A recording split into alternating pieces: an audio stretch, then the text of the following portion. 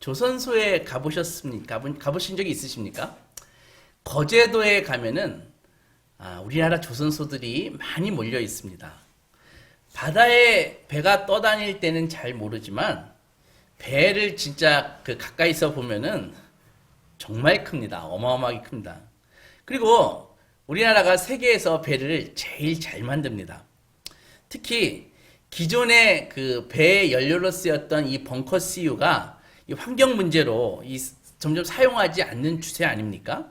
그리고 이제 친환경적인 LNG선이 대세인데 LNG 운반선 그리고 LNG 추진선 이런 것들은 첨단 기술이 필요합니다. 그래서 거의 우리나라가 독점해가지고 전 세계에 배 물량을 이렇게 공급하고 있습니다. 우리나라 다음에 많이 만드는 나라가 중국인데 이 기술력 부족으로요, 이 납기를 못 맞추거나 아니면 배가 바다 위에서 막 서버리는 일이 이렇게 종종 빈번해서 이제 해외 바이어들은 한국에 선박 발주를 거의 집중해서 주고 있습니다. 그런데 이 거대한 배들을 보면요, 이 신기한 점이 한 가지 있습니다. 그것은 그 거대한 배의 이 방향을 결정하는 그 키가 꽁무니에 붙어 있는 키 있지 않습니까? 그게 이 배의 이 거대한 사이즈에 비해서 굉장히 작다는 것입니다. 건물로 치자면 배가 정말 4, 50층 높이 되는 그런 배들이 질비하거든요. 그런데 그 거대한 육중한 배를 움직이는데 그 방향을 가리키는 그 키의 크기는 거의 무슨 승용차 한 두세 개 정도? 그 정도 크기밖에 안 되는 것입니다. 사람 보세요. 다리가 방향을 움직이는데 다리는 거의 절반 되잖아요. 몸의 크기에. 근데 배는 그 거대한 몸에 그 키의 크기는, 그 방향 키의 크기는 작다 이 말입니다. 그런데 그 키를 여러 명이 움직이는 것이 아니라 한 명의 항해사가 이 핸들 가지고 조종함으로써 그 거대한 배가 이리 가기도 하고 저리 가기도 한다는 것이죠. 인간의 삶도 마찬가지입니다. 한 사람의 이 거대한 긴 시간 동안의 그 인생의 삶을 움직이는 것은 작은 키, 곧 그 사람의 마음이라는 것입니다. 그 마음에 하나님이 계시면 성도로서 거룩한 삶을 살아가고 그의 마음속에 세상이 있으면은 세상을 사랑하면서 살아갑니다. 그가 믿음이 있건 없건 간에 그 생각을 지배하는 것은 그 마음을 지배하는 바 생각에 따라서 살아간다는 것이죠. 성경은 그래서 인간의 마음을 아주 중요하게 생각합니다. 그래서 하나님께서 당신의 백성들에게 원하는 가장 절실한 소망이 무엇입니까? 바로 거룩이기 때문입니다. 그래서 거룩한 삶을 살아가는 것 없이는 이 땅에서 하나님을 드러낼 수가 없습니다. 죄가 들어올 때도요, 마음을 통해서 들어오고 또 죄에서 벗어날 때도 바로 마음을 통해서 죄가 나가는 것입니다. 아직 신앙이 없는 자연인에게 신앙이 들어올 때도 마음을 통해서 신앙이 들어오고 신자가 된 다음에 신앙에서 미끄러져서 불신앙으로 떨어질 때에도 마음으로부터 시작이 되어 하나님을 버리는 삶을 사는 것입니다. 그래서 하나님을 잘 믿고 따르는 그 신앙적인 삶과 하나님을 버리고 그 방황하는 삶, 어느 쪽이든 자신의 마음이 그것을 결정한다는 것이죠. 방향을. 하나님께서는 인간을 당신의 형상대로 창조하셨습니다. 이것은 인간과 다른 피조물을 구분하는 가장 결정적인 그런 포인트죠. 그래서 인간을 지으신 이유는 바로 우리 안에 하나님의 형상을 그 형상에 따라서 하나님이 예배받으시고 우리랑 교제하시기 위함이었습니다. 그래서 우리를 하나님의 형상을 담게 창조하셨죠. 그러나 죄가 들어오자 그 층교가 깨어지고 하나님과의 관계가 깨어지고 인간은 본래적인 하나님의 그 형상을 상실했습니다. 거의. 그래서 이제는 본성적으로 타락해서 하나님을 싫어합니다. 하나님의 통치에 대적을 합니다. 그래서 오히려 자기의 영광을 위해서 이제 사는 사람들이 다 되어버렸습니다. 그 결과 우리가 겪고 있는 죽음을 포함해서 이 온 세상의 재앙이 다 나타나게 되었습니다. 그런 재앙이 처음에 어떻게 나타났을까요? 아담과 하와의 그 불순종의 범죄를 야기한 그 사탄은 이 하나님이 창조하신 이 창조세계 전체를 처음에 공격한 것이 아니라 오직 딱 한 사람, 하와의 마음을 공격했다는 것입니다. 온 세상에 죄가 가득해지기 전에 먼저 한 사람의 마음이 무너지는 일이 있었습니다. 타락 전에 우리의 마음은 어땠을까요? 우리는 하나님께서 우리에게 지정해 주신 그 위치에 있는 것을 기뻐했습니다. 그분과의 하나님과의 관계 맺는 것을 아주 즐거워했습니다. 그리고 하나님께서는 뛰어난 이해력을 주셔서 하나님의 뜻을 알 수 있는 그런 이해력을 주셨고, 인간의 그 의지는 하나님의 뜻에 기꺼이 순종하는 그런 마음을 갖고 있었습니다. 세상을 하나님 대신 다스리도록 위임받은 아담과 하와는 하나님이 창조하신 다음에 보시기에 좋았더라라는 그 똑같은 심정을 가지고 이 땅을 바라보았습니다. 세상을 바라보았습니다. 그러나 사탄에게 자기의 마음을 열어주어서 불순종의 죄악에 빠진 인간들은 이제는 본성적으로 하나님을 대적합니다. 창조의 질서를 따라 사는 일을 고통스럽게 생각합니다. 타락하기 전에 갖고 있었던 그 아름다운 내면은 다 파괴되고, 이제 우리가 눈에 보이는 이 물리세계의 질서도 파괴되고, 이제는 물리세계를 다스리는 것이 아니라 이 세상을 두려워하는 존재가 되었죠. 그리고 인간의 지성은 완전히 불완전하게 되어서 하나님께서 바른 것을 알려주셔도 그것을 잘 깨닫지 못하는 우둔한 상태가 되었습니다. 그러면서도 자신이 갖고 있는 지성에 대해서 스스로 교만해져서 오히려 하나님이 주신 지성을 잘못 사용해서 하나님이 없다라고 믿고 주장하게 되었습니다. 인간의 정서는 하나님을 느끼지 못하는 그런 불행한 상태가 되어버렸습니다. 하나님이 사랑하셔도 그것을 받아들일 줄 모르고, 하나님이 분노하셔도 그것을 두려워할지 모르는 영적인 감각이 완전히 파괴된 상태가 되었습니다. 그러나 자기의 육체를 즐겁게 하고 세상을 사랑하는 일에는 아주 영악하리만큼 예민한 상태가 되었습니다. 뿐만 아니라 인간의 의지는 철저하게 자기중심적이 되었습니다. 타락하기 전에 하나님을 위해서 복종했던 의지는 이제는 누구에 대해서도 굴복하지 않고 오직 자기 영광을 위해서 살아가는 충성스러운 노예가 되었습니다.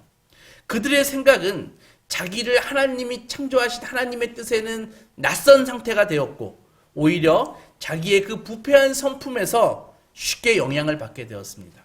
예레미야 선지자는 이런 인간의 상태를 그의 예언서 17장에서 이렇게 얘기하고 있습니다.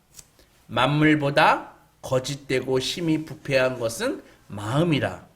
누가 능히 이를 알리오마는 나 여호와는 심장을 살피고 폐부를 시험하고 각각 그 행위와 행실대로 보응할 것이다. 무슨 말입니까? 모든 인간에게 하나님의 심판이 예정되어 있다는 말씀입니다. 결국 인간은 태어날 때부터 이렇게 절망적인 존재로 태어나게 되었습니다. 그래서 그의 마음속에 뭔가 강력한 그런 변화가 일어나지 않는 한 그는 일평생 자기 존재의 근원이신 하나님을 알 수도 없고요. 그분의 마음을 느낄 수도 없고요. 그분의 의지대로 살 수 없는 존재가 되었습니다. 결과는 멸망이죠. 그냥 가만히 놔두면은 저절로 다 멸망입니다. 이런 우리의 상태에서 변화가 가능할까요? 하나님은 이 상태를 우리가 알듯이 방치하지 않으셨습니다. 예수께서 오셔서 이 땅에 생명의 길을 열어주셨습니다. 예수 그리스도의 보혈로 죽은 영혼이 다시 살아나는 일이, 그 역사가 변화가 가능한 상태로 인간을 변화시킨 것이죠. 이렇게 예수를 영접한 사람들이 거듭난 존재가 되기 시작했습니다. 그래서 이 땅에는 예수를 영접한 거듭난 사람들이 생기기 시작했습니다. 우리는 여기에서 거듭난 성도의 마음을 한번 살펴보아야 됩니다. 거듭난 성도의 마음은요, 우리는 눈에 보기에는 차이점이 있습니까? 똑같습니다. 믿는 사람이나 거듭난 사람, 믿지 않는 사람이나 거듭난 사람이나 눈에 보이는 건 똑같아요. 하지만 그의 마음은 정말 다르다는 것입니다. 그들의 마음은 앞서 얘기한 두 종류의 사람들의 마음과 매우 다른데, 왜냐하면 처음엔 타락한 인간으로 태어났지만 거듭남을 통해서 하나님의 생명이 그의 영혼 속에 심겨졌다는 것이죠. 그의 영혼은 허물과 죄로 죽은 상태에서 은혜로 인하여 믿음으로 말미암아 하나님께 대해서 영혼이 다시 살아났습니다. 그래서 이제 그의 마음은요, 다시 살아난 영혼의 영향을 받기 시작합니다. 마음이 다시 살아난 영혼에 의해서 영향을 받는다는 것이죠. 그래서 거듭난 성도는요, 죄에 대해서 참회하고 자기의 죄를 위해서 십자가에 못 박히신 예수 그리스도를 믿는 이 믿음의 경험을 통해서 죄의 근원이 자기 안에 있다는 것을 깨닫습니다. 여러분, 많은 기독교인과 세상 사람들이 착각하는 바가 있어요. 그게 뭐냐 하면은 기독교인들이 세상 사람들보다 도덕적으로 우월한 상태에 있다고 여기는 것입니다. 그것은 절대 아닙니다. 기독교인과 세상 사람들과의 차이점은 자기가 죄인인 것을 깨달은 사람은 기독교인이고, 자기가 죄인인 것을 아직 깨닫지 못한 사람은 아직 예수를 믿지 않는 사람인 것입니다. 기독교인이 세상에 대해서 도덕적 우월성을 갖고 있다는 것이 아니라 바로 자기가 죄인이라는 것을 깨달은 사람들이 기독교인이라는 것입니다. 그런 경험을 통해서 지금까지 익숙해져 온 자기의 마음 상태에 대해서 이제는 죄를 깨닫고 하나님의 은혜로 부어지는 새 마음을 갖게 됩니다. 그래서 거듭난 사람들에게는 거듭난 마음이 있는 것입니다. 그리고 그 마음은 최초의 인간이 타락하기 이전에 갖고 있던 그 마음을 조금씩 회복해가는 것입니다. 거듭난 성도는 이전과는 달리 이제는 하나님의 뜻을 조금씩 깨닫게 됩니다. 하나님의 뜻에 자기의 뜻을 굴복시키고자 하는 마음이 생겨납니다. 이것이 아주 중요한 포인트입니다. 전에는 그런 거 없어요. 하지만은 거듭난 다음에는 내 뜻과 하나님의 뜻이 다른데, 내가 하고 싶은 것과 하나님이 원하시는 것이 다른데 내 뜻을 굴복시키기 시작한다는 것이죠. 시작은 미약하지만 하나님의 정서를 조금씩 느낄 수 있습니다. 하나님의 마음을 조금씩 느낄 수 있습니다. 그렇다고 이 부패한 경향이 완전히 없어지는 것은 아닙니다. 여전히 남아서 때때로 그의 마음에 부패한 영향력을 미치는 것입니다. 그래서 거듭난 성도의 마음에는 영적인 성품과 육적인 성품이 두 개가 동시에 공존합니다. 여러분들, 이 상태는 어떻게 보면은요, 정말 어려운 상태입니다. 예수 믿기 전에는 마음에 혼란이 없었어요. 그런데 예수를 믿고 거듭난 다음에는 그 마음 속에 새로운 마음이 들어갔다는 것이죠. 바로 육적인 성품과 영적인 성품이 들어가서 육적인 성품과 공존하는 것입니다. 지금 미얀마에는 어떤 상태인 줄 아시죠? 두 개의 정부가 존재합니다. 쿠데타를 일으켜서 세워진 그 정부랑, 힘을 갖고 있는 정부랑 이제 인민들이 세운 반군 정부가 있는 것입니다. 상태가 어떤가요? 어마어마한 내전 상태이죠. 바로 그런 상태라는 것입니다. 그래서 영적인 성품은 거듭남과 함께 하나님께서 성도의 영혼 안에 심으신 생명의 원리이고, 육적인 성품은 그 사람 안에 아직도 남아있는 죄가 주는 기쁨을 좋아하는 부패한 성품이 남아있는 것입니다. 그러나 거듭난 사람이라면은 다시 허물과 죽은 상태인 그 이전 상태로 되돌아갈 수는 없는 것입니다. 무슨 말인가 하면은 한번 세워진 그 거듭난 사람의 마음은 소멸되지 않는다는 것입니다. 그럼에도 불구하고 아직도 그들의 마음에는 거듭나기 전에 부패성이 남아 있습니다. 그래서 하나님의 은혜 안에 살면은 신령한 마음이 우세해서 그로 죄를 이기는 삶을 살게 하고, 거듭났다 해도 그가 죄 가운데 살게 되면은 부패한 마음이 우세해서 하나님을 떠난 그 불순종의 삶을 살게 하는 것입니다. 그래서 마음속에 일어나는 특징 중에 하나는 바로 죄도 성장할 수 있고 은혜도 성장할 수 있다는 것입니다. 그래서 성경은 성도들에게 뭐라고 얘기합니까? 은혜 안에서 자라가라, 이렇게 명령하고 있는 것입니다. 그러면 마음과 우리의 생활은 어떤 관계가 있을까요? 마음이 은혜 아래 있으면은요, 순종하는 삶을 살게 됩니다. 하나님을 사랑하며 사는 기쁨은 바로 그의 마음에 거룩한 영향을 줍니다. 그래서 선순환이 일어납니다. 은혜의 선순환이 일어납니다. 반대로 마음이 죄 아래 있으면은 당장 나타나는 현상이 불순종하는 것입니다. 그래서 불순종하는 삶을 살게 되고 그렇게 하나님을 거역하며 사는 삶의 죄악들은 즉시 그 사람의 마음을 또 부패하게 만듭니다. 그래서 악순환이 일어나는 것이죠.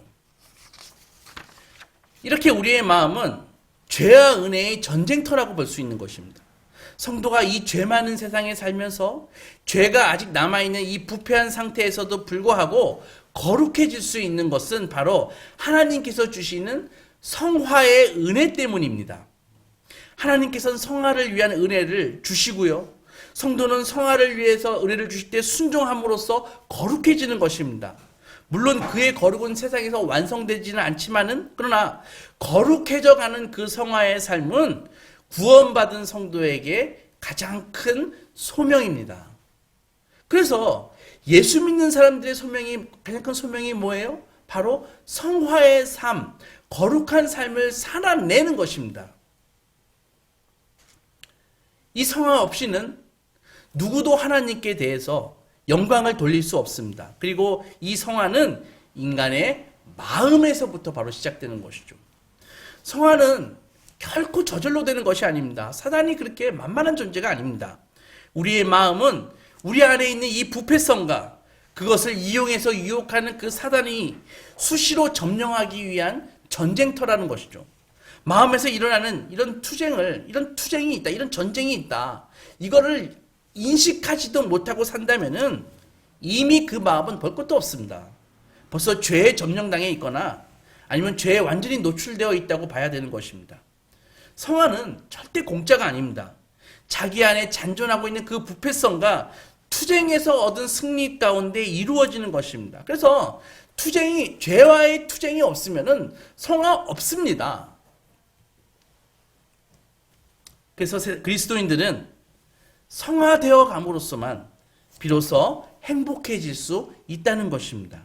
그래서 참된 성도는 자기 마음 안에 있는 죄의 욕구들을 끊임없이 죽임으로써 신령한 은혜 안에 살아가는 행복을 누릴 수 있는 것입니다. 그러면은 이런 질문을 할 수 있어요.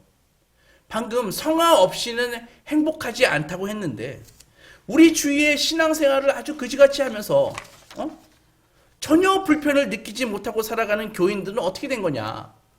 잘 먹고 잘 살던데, 돈 잘 벌고 잘 살던데, 근데 신앙생활은 그지같이 하던데, 그 사람들 전혀 문제 없다고 스스로 얘기하는데, 그럼 그런 건 뭐냐? 목사님이 성화 없이는 행복이 없다고 말씀하셨잖아요. 이렇게 질문할 수 있죠. 이에 대한 답은 다음과 같습니다. 일단 원초적인 경우이죠.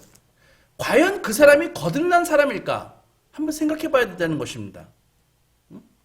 100번 양보해서 거듭났다고 하면은 두 번째 경우는 거듭난 사람들도 신앙을 버리고 세상을 사랑할 수 있지만 그것은 일시적이라는 것입니다. 그리고 그것은 일시적이고 다시 주님을 닮아가며 살고자 하는 마음은 영속적이라는 것이죠. 항구적이라는 것입니다. 그렇게 답변할 수 있습니다. 거듭난 성도라면은 반드시 성화에 대한 욕구가 있습니다. 스스로 질문하고 대답해 볼 수 있죠. 내 안에 정말 거룩해지고자 하는 욕구, 성화에 대한 욕구가 전혀 없다. 예수 안 믿는 사람입니다. 거듭나지 못한 사람입니다. 세상을 사랑하는 욕망은, 거듭난 사람에게는 세상을 사랑하는 욕망은 일시적입니다. 반면에 성화의 욕구는 지속적으로 마음속에서 솟아나는 욕구입니다. 거듭나지 못한 사람은 반대죠. 영적인 각성이 거듭나지 못한 사람도 순간순간 일시적으로 있을 수 있어요. 설교를 듣고 가끔 감흥을 받을 수가 있습니다. 하나님의 말씀에 가끔 그렇지 하고 할 수 있습니다. 그러나 결국은 세상을 사랑하는 욕망은 영구적이기에 그에게 언젠가는 진리를 떠나는 것입니다. 거듭난 신자가 세상을 사랑하는 일에 열중할 수 있어요. 거듭난데도 불구하고 세상을 사랑할 수 있어요. 그것은 하지만 일시적이라는 것이죠. 왜냐하면 성도는 하나님이 주신 그 소명을 따라 살면서 거룩해지지 않고서는 결코 행복하지 않기 때문입니다. 행복을 누릴 수가 없기 때문입니다. 이제는 좋아하는 것이 달라졌어요. 좋아하는 것이. 그래서 그것이 거듭난 사람의 특징이라는 것입니다. 사도 요한은 요한일서 2장에서 이렇게 얘기했습니다. 이 세상이나 세상에 있는 것들을 사랑하지 말라. 누구든지 세상을 사랑하면 아버지의 사랑이 그 속에 있지 아니하나니 이는 세상에 있는 모든 것이 육신의 정욕과 안목의 정욕과 이생의 자랑이니 다 아버지께로 쫓아온 것이 아니요 세상으로 쫓아온 것이라 라고 말씀하셨습니다. 바울 역시 성화를 위해서 성도가 투쟁해야 된다 라고 말씀하시면서 고린도후서 2장에서 우리가 항상 예수의 죽음을 몸에 짊어짐은 예수의 생명이 또한 우리 몸에 나타나게 하려 함이라. 우리 살아있는 자가 항상 예수를 위해서 죽음에 넘겨짐은 예수의 생명이 우리 죽을 육체에 나타나게 하려 함이라. 말이 어렵지요? 이런 것입니다. 우리가 왜 예수의 죽음에 동참하려고 합니까? 왜 예수의 고난에 우리가 링크가 돼서 동기화시키려고 합니까? 그 이유는 우리 이 죽을 몸에 멸망이 예정되어 있는 우리의 삶에 바로 예수의 생명과 동기가 되고 싶기 때문에 예수의 생명이 우리 죽을 육체에 나타나게 하기 위해서라는 것입니다. 그래서 예수의 생명을 원하는데 예수와의 죽음에 동기화되지 않는다? 그거 다 가짜입니다. 사기입니다. 그런 게 어디 있습니까? 자기 신앙이 진짜인지 점검하십시오. 내가 예수의 죽음에 난 동기화되어 있는가? 그 사람 진짜 신앙입니다. 나는 예수의 죽음엔 관심 없고 예수의 고난에는 관심 없고 예수의 생명만 관심 있어. 그거 다 가짜입니다. 거듭난 이후에 성도에 남아있는 부패성과 불결로부터 순결하게 되어가는 성화는 두 가지로 나타난다는 것이죠. 첫째는 그의 그 성품과 인격이 예수를 본받기 위해서 막 순결해지는 것입니다. 이 거듭난 사람들의 특징이 첫 번째입니다. 두 번째로 그의 삶에서 하나님을 섬김에 있어서 완전해져 가는 것입니다. 하나님께서 성경을 주신 목적도 바로 이런 성화를 위해서 주셨다는 것이죠. 우리가 잘 아는 말씀이시죠. 고린도후서 3장에서 모든 성경은 하나님의 감동으로 되었다. 그래서 성경이 우리에게 교훈을 주고 우리를 책망하고 우리를 의로 교육한다. 이는 하나님의 사람으로 온전케 하기 위해서고 선한 일을 할 능력을 갖추게 하기 위해서다 라고 말씀하고 있지 않습니까? 성도는 이렇게 하나님 앞에서 아직도 자기 안에 남아있는 부패와 죄의 실체를 인정하고 새롭게 하시는 성령님의 은혜를 의지하면서 주님을 점점 더 닮아가는 것입니다. 이전에 부정직하고 거짓말하고 거칠고 야비하고 포악하던 성격이 이제는 정직하고 온유하고 진실하고 자비로운 성품으로 변해가는 것입니다. 성화에 힘쓰는 성도는 사랑과 예배의 대상이신 하나님을 섬기며 살아가고자 힘쓸 뿐만 아니라 그 일을 성취함에 있어서도 이젠 점점 더 완전해져 가는 것이죠. 원숙해져 가는 것이죠. 성숙해져 가는 것입니다. 세상과 사람들은 바로 성도들의 그러한 섬김과 그 존재를 볼 때 그들 안에서 하나님을 보기 시작합니다. 그래서 하나님이 우리 성도에게 거룩함을, 성화를 요구하시는 것입니다. 성도에게 하나님을 향한 사랑이 없다. 어떤 사람이 하나님을 사랑하지 않는다. 그는 결코 거룩해지려고 하지 않습니다. 자기 죄와 싸우려는 노력을 하지 않습니다. 반대로 한 사람이 하나님을 사랑하는 마음이 있다면은 그만큼 자기는 자기 안에 있는 죄와 싸우려고 하는 그런 투쟁을 벌이는 것입니다. 하나님의 은혜의 작용 아래 살아가는 기간이 그래서 필요한 것이죠. 우리는 은혜를 받았기에 하나님을 사랑하는 것입니다. 그래서 은혜 받는 시간이 반드시 필요한 것입니다. 이런 시간 없이 단지 거듭났다는 이유로 그의 성품과 인격이 갑자기 변하는 일은 없습니다. 이례적으로 몇 번 이렇게 은혜를 받고 간헐적으로 은혜 받은 그 경험 가지고 이 성화의 진보를 기대할 수는 없다는 것이죠. 그래서 우리가 목숨 걸고 예배의 자리, 은혜 받는 자리에 나와야 되는 이유가 여기에 있습니다. 따라서 교회의 지도자를 뽑을 때도요, 항상 해야 되는 것은 시간의 테스팅을 해야 되는 것입니다. 긴 시간 동안 온갖 풍파 속에서도 믿음을 지키고 헌신과 성화의 길을 스테디하게 아주 안정적으로 걸어갔다면 그 사람은 주의 종이죠. 7, 80년대에 아주 돈 많은 사람들, 아주 유명한 사람들의 저택을 턴 그런 도둑님이 계셨습니다. 그분이 이제 장기간 복역하다가 출소해가지고 예수를 믿고요. 그래서 그게 막 신문에 대서특필한 그런 일이 있었습니다. 그분이 얼마나 유명했었냐 하면은, 그분 별명이 대도인데, 대도. 큰 도둑 도둑이라는 뜻 아닙니까? 근데 그분이 아주 부자들의 집을 털었다는 것이죠. 근데 나중에 잡힌 다음에 보니까 그 훔친 규모가 어마어마한 거예요. 도대체 뭐 우리 같은 평민들은 볼 수도 없는 금은보화가 막 달러, 그 당시 7, 80년대 달러가 얼마나 귀했습니까? 어마어마한 것을 훔쳤는데, 근데 재밌는 것은 피해자들 중에 상당수가, 자기 건데도 불구하고, 그거 내 거 아니에요. 막 이렇게 주장하는 거예요. 그래서 뇌물이라는 소리죠. 그래서 참, 본인은 훔쳤다 그러는데, 도난 당한 사람은 그거 내 거 아니라 그러고, 막 이런 일이 막 벌어지는 것입니다.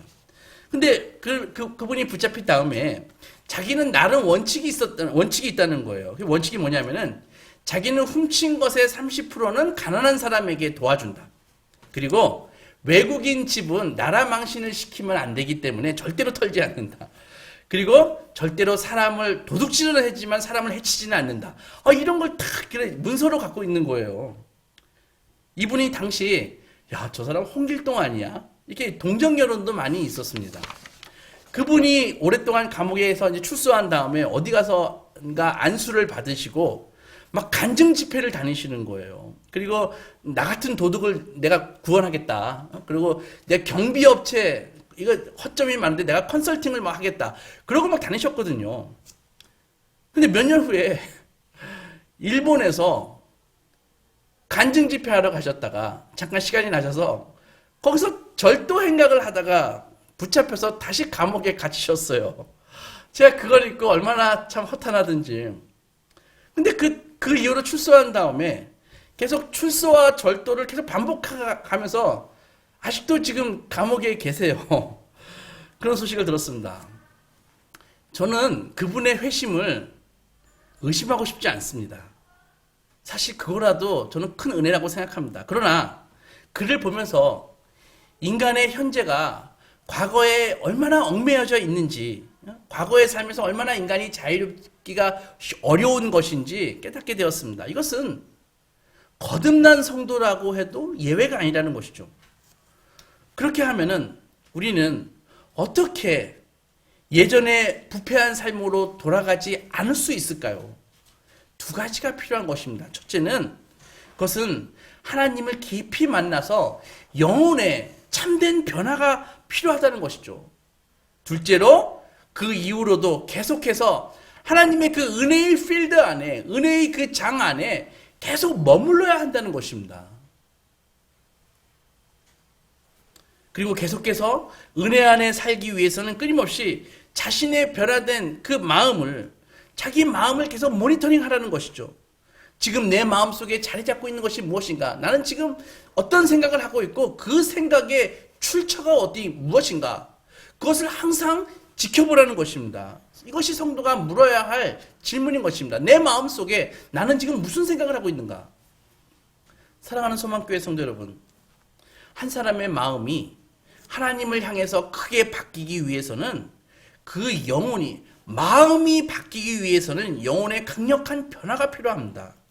그리고 그러한 영혼의 변화는 하나님을 진실되게 만날 때만 가능한 것입니다. 그리고 영혼의 변화는 반드시 구원받은 성도의 최고의 소명인 성화하고 싶을까? 성화를 따라 살고자 하는 강력한 마음을 만들어주는 것입니다. 그래서 성도는 그렇게 변화된 마음을 아름답게 지키면서 하나님의 은혜의 그 필드 안에서, 통치 아래서 예배자로서 순종하며 살아가는 것이 성도의 삶입니다. 많은 사람들이 자기의 마음을 그냥 환경 속에다가 방치해 둡니다. 그리고 그 마음에 입력되는 것에 따라 반응하면서 그냥 그렇게 살고 있습니다. 생각해 보십시오. 우리가 살고 있는 이 세상은 여러 번 말씀드렸듯이 진공이 아닙니다.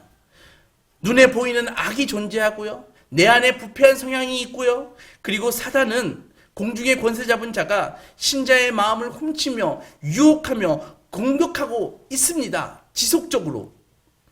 불평과 회의와 짜증과 고통을 심어주는 사회가 바로 이 사회입니다. 이런 사회 속에서 우리의 마음을 환경에 그냥 방치한다면은 그 마음 속에는 지속적으로 악하고 부정적인 것들이 공급되어서 곧 처참하게 변할 것입니다. 여러분, 마음은 반드시 관리되어야 됩니다. 아름다운 것을 잘 지켜야 됩니다. 우리의 마음이 바로 우리 이 신앙이 털을 잡고 있는 터전이기 때문에 그렇습니다. 그래서 마음이 엉망이 되어버리면 신앙이 엉망이 되어버린다는 것입니다. 서두에 말씀드렸듯이 우리의 마음은요, 우리의 인생을 움직이는 배로 말하면 키라고 얘기했습니다.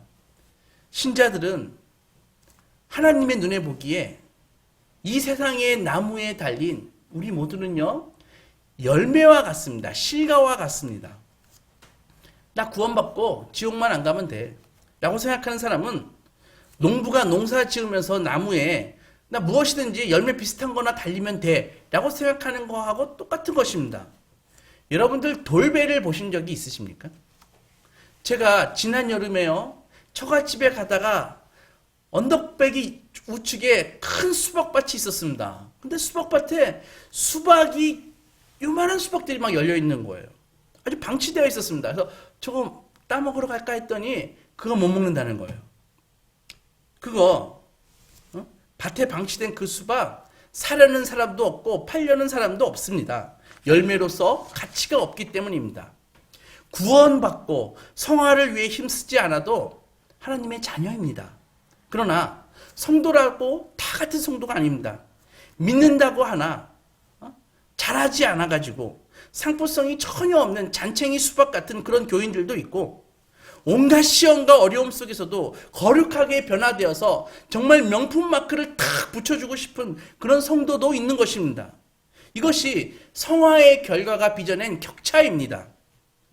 하나님을 떠난 우리를 예수 그리스도의 피로 구속하신 이유는 성경은 에베소서 1장에서 이렇게 말씀하십니다.